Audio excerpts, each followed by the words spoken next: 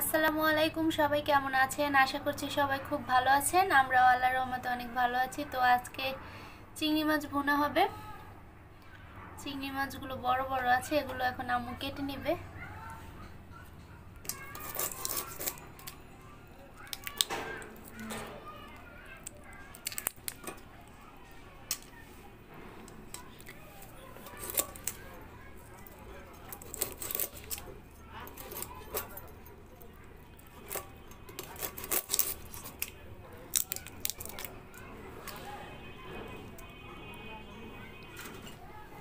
কেটে কেটে এখানে রাখা হচ্ছে চিংড়ি মাছ।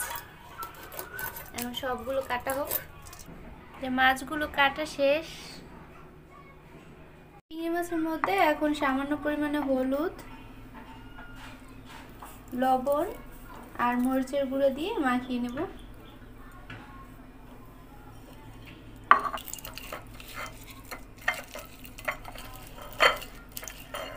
তেল গরম করার জন্য দিয়ে দিয়েছি, এবার মাছগুলোকে ভেজে নেব। তো সবগুলো মাছ ভাজার জন্য দিয়ে দিলাম। এক সাইড ভাজি হয়ে গেলে উল্টে নিব। তো মাছের এক সাইড ভাজা হয়ে গেছে, এবার উল্টে দিয়েছি অন্য সাইড হওয়ার জন্য। ভাজা হয়ে গেলে পরে তুলে নেব। তো চিংড়ি মাছগুলো ভাজা শেষ, এগুলো তুলে রেখেছি। এখন এটাকে ভুনো করে নেব।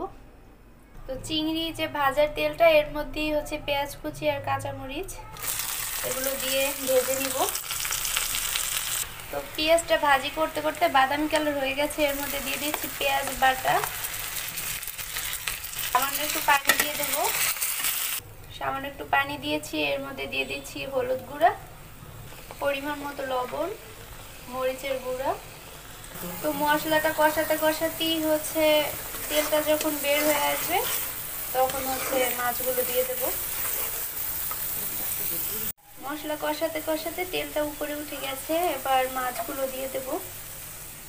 মাছটা যে ভেজে রেখেছিলাম, এবার মাছগুলো দিয়ে দিচ্ছি।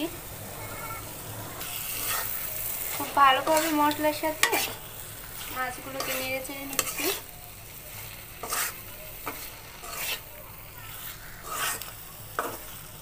তো মশলার মধ্যে মাছগুলো কষানো শেষ, এবার সামান্য একটু পানি দিয়ে দেব।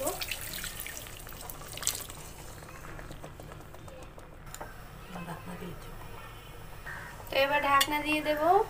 ঢাকনা দিয়ে রেখে দিব আর কি, ঝোলটা শুকিয়ে আসা পর্যন্ত। তো চিংড়ি ভুনাটা তৈরি হয়ে গেছে, আর সামান্য একটু জাল করলেই হয়ে যাবে। তৈরি হয়ে গেছে মজার চিংড়ি মাছ ভুনা। আজকের ভিডিওটা এ পর্যন্তই। সবাই ভালো থাকবেন, সুস্থ থাকবেন। আল্লাহ হাফেজ।